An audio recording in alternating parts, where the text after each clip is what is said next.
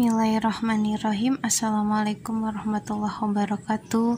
Anak-anak, semoga dalam keadaan sehat ya hari ini. Baik, pembelajaran tematik hari ini kita akan fokus pada muatan pelajaran IPS, di mana muatan pelajaran IPS ini kalian akan mempelajari kegiatan ekonomi dan lapangan kerja.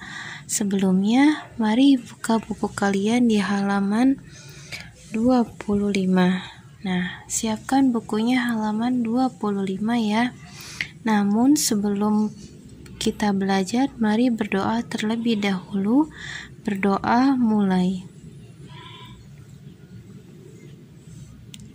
Selesai.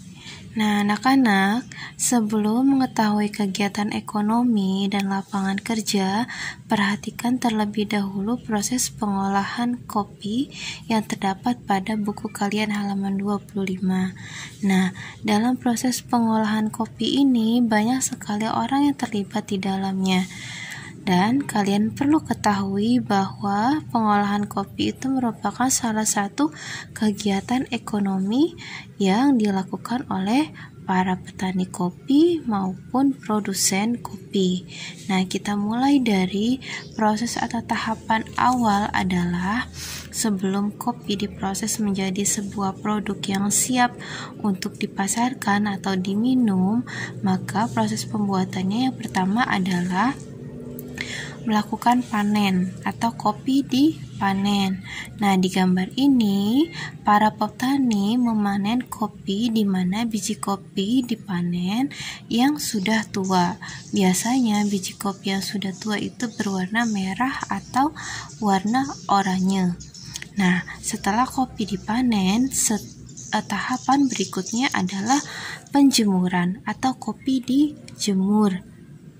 Nah, biji kopi yang telah dipanen tadi akan dijemur. Untuk apa fungsi penjemuran ini? Fungsinya yang pertama adalah agar kadar air yang terdapat dalam biji kopi itu menyusut atau mengering, sehingga didapat biji kopi yang sudah kering tanpa ada lagi kandungan atau zat air di dalamnya. Nah, setelah tahap kopi selesai dijemur, proses penjemuran ini juga membutuhkan waktu ya beberapa hari dan bergantung sekali pada faktor cuaca. Jika cuacanya cerah atau panas, maka proses penjemuran pun akan semakin cepat. Dan sebaliknya, jika cuacanya buruk atau cuacanya sering terjadi hujan, maka proses penjemuran pun akan semakin lama. Setelah proses penjemuran dilanjutkan lagi ke proses pemilihan atau disebut juga sorting. Kopi dipilih. Kenapa kopi perlu dipilih? Di sini perlu dipilih kopi yang kualitasnya baik dan kopi yang kualitasnya mungkin masih kurang baik, atau bisa juga dipilih berdasarkan ukuran kopi tersebut ya, atau disortir. Setelah penjemuran, kemudian kopi tersebut dipilih berdasarkan ukuran maupun berdasarkan kualitas kopi itu sendiri. Nah, setelah biji kopi dipilih, maka proses selanjutnya adalah penggilingan.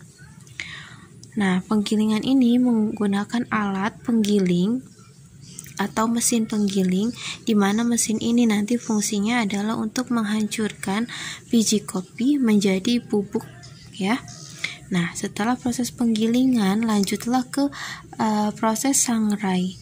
Jadi setelah biji kopi ini digiling berubah bentuk menjadi bubuk kopi, selanjutnya adalah kopi itu disangrai.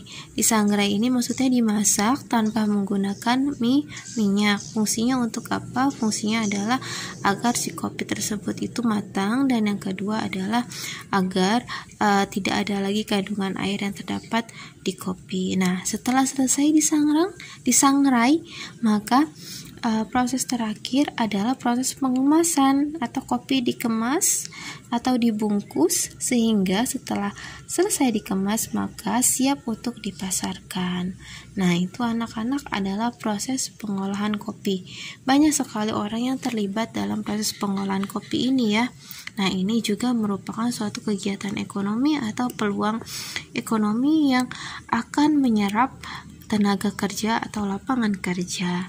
Nah, mari kita lanjut pembahasannya di halaman 26. Nah, di sini ada hal-hal yang harus kalian diskusikan, namun bisa dikerjakan secara mandiri. Nanti di rumah kalian kerjakan ini ya. Coba kalian jelaskan dengan secara singkat mengenai proses pengolahan kopi dari mulai biji kopi dipanen sampai pengemasan. Nah, ini tugasnya ya. Tugas yang pertama. Jadi ini tugas yang pertama, tugas 1. Nah, kita lanjut lagi ke pembahasan berikutnya. Bumi akan menjelaskan tentang jenis-jenis pekerjaan dan dilanjutkan nanti ke deskripsi pekerjaan. Jenis-jenis pekerjaan. Jenis pekerjaan itu sangat banyak sekali. Kenapa? Karena berbagai bentuk jenis pekerjaan ini yang nantinya dapat mendukung seorang individu atau seseorang manusia dalam pemenuhan kebutuhannya sehari-hari. Nah, jenis pekerjaan ini sangat dipengaruhi oleh kondisi geografis atau kondisi keadaan alam sekitar. Misalnya, bagi masyarakat yang tinggal di desa, bagaimanakah kondisi alamnya? Pasti kondisi alamnya adalah sebagian besar berupa dataran tinggi. Nah, mereka jenis pekerjaan yang cocok bagi masyarakat yang tinggal di desa adalah bekerja sebagai buruh tani atau berladang. Sementara itu berbeda dengan masyarakat yang tinggal di kota. Masyarakat yang tinggal di kota itu umumnya adalah dataran rendah. Nah, kalau masyarakat yang tinggal di kota itu biasanya bekerja sebagai buruh pabrik atau pegawai kantor atau pegawai di suatu perusahaan. Jadi sangat sekali berpengaruh ya. Jadi jenis pekerjaan itu sangat banyak dan dipengaruhi oleh kondisi geografis. Apa itu kondisi geografis?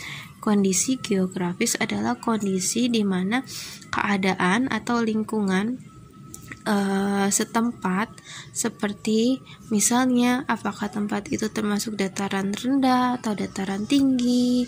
Nah, itu mempengaruhi sekali jenis pekerjaan. Seperti dataran tinggi, biasanya jenis pekerjaan yang sering dilakukan adalah petani atau pekebun. Nah, kalau di dataran rendah seperti kota, maka jenis pekerjaan yang cocok bagi masyarakat di dataran rendah itu adalah pegawai pabrik, buruh pabrik, karyawan, tenaga kantor, dan lain sebagainya. Nah, sumber daya alam juga sangat mempengaruhi pekerjaan. Jadi ada dua hal yang mempengaruhi jenis pekerjaan. Yang pertama adalah kondisi geografis dan yang kedua adalah sumber daya alam. Itu mempengaruhi pekerjaan manusia dalam berbagai jenis pekerjaannya. Contoh pekerjaan yang berhubungan langsung dengan pemanfaatan sumber daya alam, misalnya penambang, petani, peternak, dan nelayan. Nah, penambang ini, petani, peternak, dan nelayan, pengrajin, itu erat kaitannya dengan sumber daya alam. Misalnya penambang itu erat kaitannya sekali dengan sumber daya alam yang ada, seperti misalnya sumber daya alam yang ada sesuai jenis pekerjaan penambang adalah hasil tambang seperti batu bara, minyak bumi, dan lain sebagainya. Tapi ada juga jenis pekerjaan yang tidak bergantung pada atau tidak berhubungan pada sumber daya alam seperti guru, polisi, atau profesi lainnya.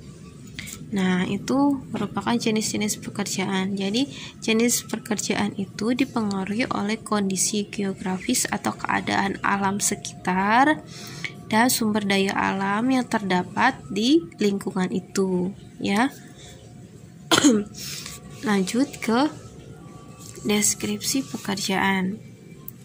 Nah, anak-anak, di sini deskripsi pekerjaan itu maksudnya adalah kegiatan pekerjaan atau penjabaran dari kegiatan pekerjaan yang berkaitan dengan jenis pekerjaan, ya. Jadi misalnya di sini petani itu deskripsi pekerjaannya bagaimana sih? Nah, di sini petani adalah orang yang bekerja di bidang pertanian atau agraris. Jadi pertanian itu istilahnya disebut juga agraris, ya. Agraris itu artinya bidang yang berkaitan dengan pertanian. Usaha pertanian itu bisa dilakukan di sawah, ladang, atau kebun. Hasil yang diperoleh dari sawah itu merupakan padi. Padi diolah jadi beras, beras diolah menjadi nasi yang merupakan kebutuhan pokok manusia atau masyarakat Indonesia. Hasil yang diperoleh dari perdagangan berupa tanaman palawija, kacang-kacangan, jagung, ubi, dan hasil yang diperoleh dari perkebunan misalnya itu adalah sayuran, buah-buahan. Nah, kegiatan pertanian banyak dilakukan oleh penduduk yang tinggal di pedesaan. Nah, ini ya. Jadi, penduduk yang tinggal di pedesaan itu sering atau profesi yang paling banyak digeluti di. Nah, jadi jenis pekerjaan yang sering digeluti oleh masyarakat yang tinggal di pedesaan adalah petani atau pertanian. Nah, yang kedua, nelayan. Nelayan itu deskripsinya bekerja menangkap ikan dan hasil laut lainnya. Hasil laut lainnya itu tidak harus ikan, ya. Bisa hasil laut yang lainnya adalah misalnya rumput laut, kemudian garam, dan masih banyak lainnya selain sumber daya alam ikan. Para nelayan akan membawa hasil tangkapannya ke tempat pelelangan ikan. Nah, jadi nelayan mereka menangkap ikan di laut, kemudian hasil tangkapannya itu nanti akan dibawa ke pelelangan ikan.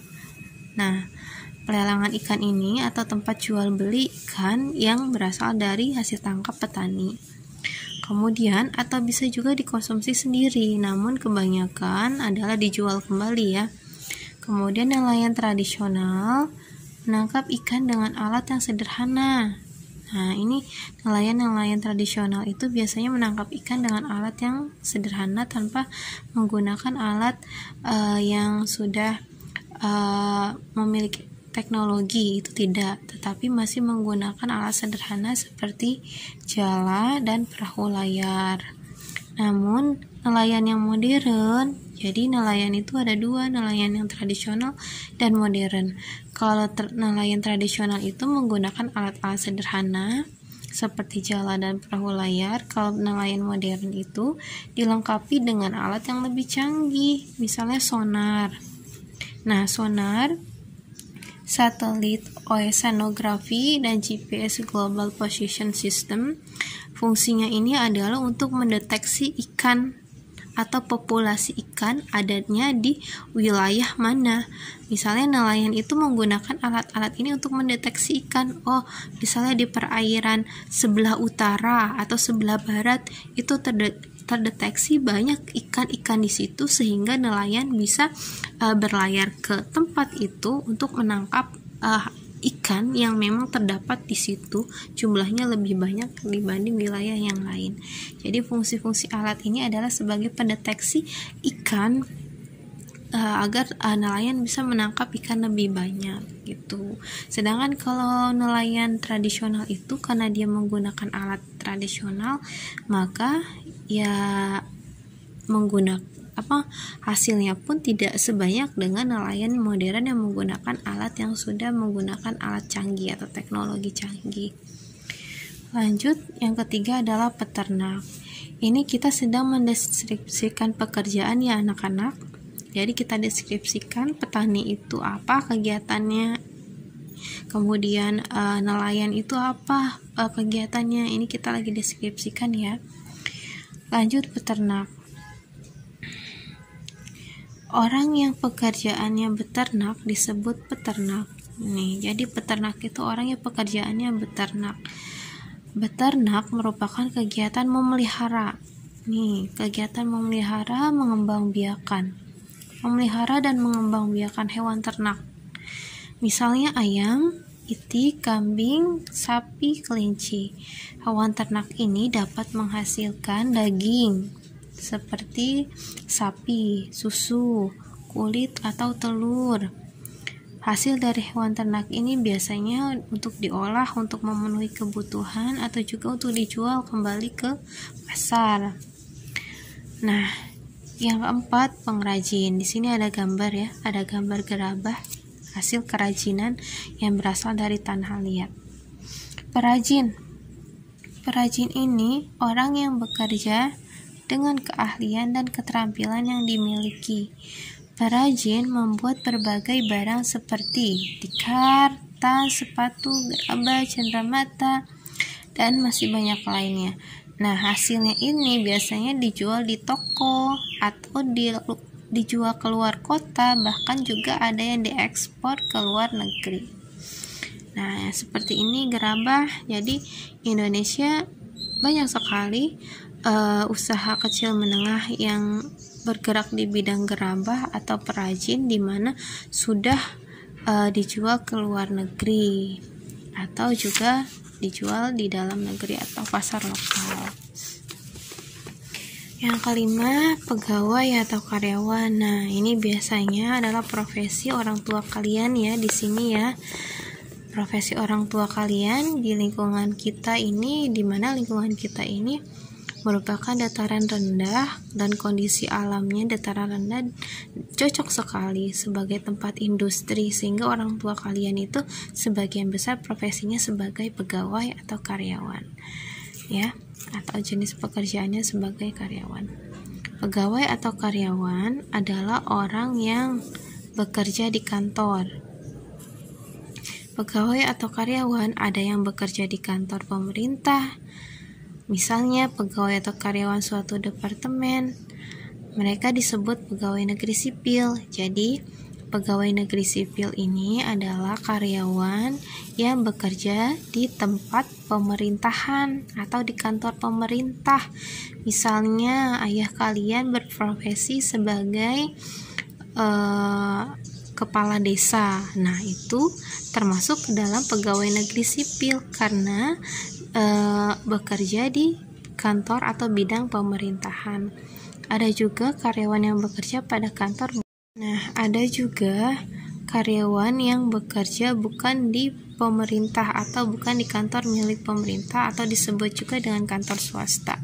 Jadi apa yang disebut dengan kantor swasta? Kantor swasta adalah kantor yang dimiliki oleh pihak asing atau pemiliknya bukan pemerintah ya. Nah, ada pula pegawai yang bekerja di pabrik, misalnya pabrik tekstil, makanan, kemudian pabrik otomotif, dan lain sebagainya. 6. Dokter. Dokter bekerja di bidang kesehatan. Ya, ingat ya, dokter, perawat, bidan itu termasuk pekerjaan di bidang kesehatan. Dokter ada yang bekerja di rumah sakit maupun ada yang buka praktek di rumah. Dokter ada yang juga khusus menangani penyakit tertentu, misalnya seperti gigi, mata, kulit, dokter penyakit dalam, dan dokter spesialis, dan lain sebagainya ya, macam-macam. Nah, wartawan. Wartawan itu apa sih? Nah, wartawan ini orang yang mencari atau menyusun berita. Nah, kalau kegiatannya disebut wawancara ya, yang kemarin sudah dibahas. Wartawan orang yang mencari atau menyusun berita. Setiap kejadian penting nanti akan diliput oleh wartawan dan dimuat di surat kabar, majalah, radio, televisi, dan sebagainya. Seorang jurnalis, nah, wartawan ini bisa diistilahkan jurnalis maupun reporter. Wartawan itu disebut reporter. Reporter itu orang yang menyampaikan berita yang terjadi dalam suatu tempat. Kemudian reporter ini bidang pekerjaannya disebut bidang jurnalis. Nah, kalau guru sudah tahu ya, orang yang pekerjaannya mendidik, membimbing siswa di sekolah. Kemudian guru pun ada guru yang mengajar di sekolah negeri maupun di sekolah swasta. Kalau Bu Umi berarti itu termasuk guru yang mengajar di sekolah swasta. Kemudian polisi tugasnya apa? Bertugas memelihara keamanan dan ketertiban umum.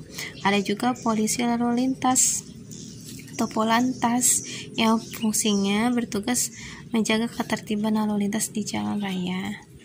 Pramuniaga. Nah, ini pramuniaga ya, bukan pramugari. Beda ya pramugari dengan pramuniaga. Pramuniaga adalah karyawan atau pegawai suatu perusahaan yang melayani pembeli.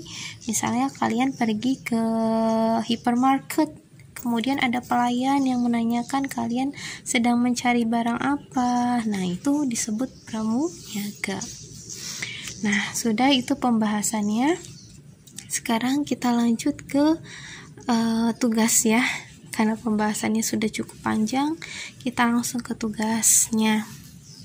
Nah, di sini di halaman 29 lihat bukunya halaman 29. Kalian harus mencari tahu. Yuk mencari tahu, tuliskan pekerjaan-pekerjaan yang berhubungan dengan pengolahan SDA. Seperti contoh, ini udah ada contohnya ya. Sumber daya alamnya tanah. Pekerjaan yang berhubungan perajin keramik. Kemudian air. Nah, ini air banyak sekali nih pekerjaannya. Air, tumbuhan juga banyak ya, misalnya pekerjaan yang berkaitan dengan tumbuhan apa, hewan, dan barang tambang. Ini tugas yang kedua. Tugas 2. Jadi tugasnya ada 2 ya. Ini tugas yang kedua ini. Tugas ke-1 yang ini ya, ini tugas 1 ya. Di halaman 26 ya, tugas satunya halaman 26. Oke, tugasnya ada 2. Terima kasih untuk hari ini. Semoga apa yang Bu Umi sampaikan bermanfaat dan mohon maaf atas segala kekurangannya ya dalam penyampaian materi. Terima kasih. Wassalamualaikum warahmatullahi wabarakatuh.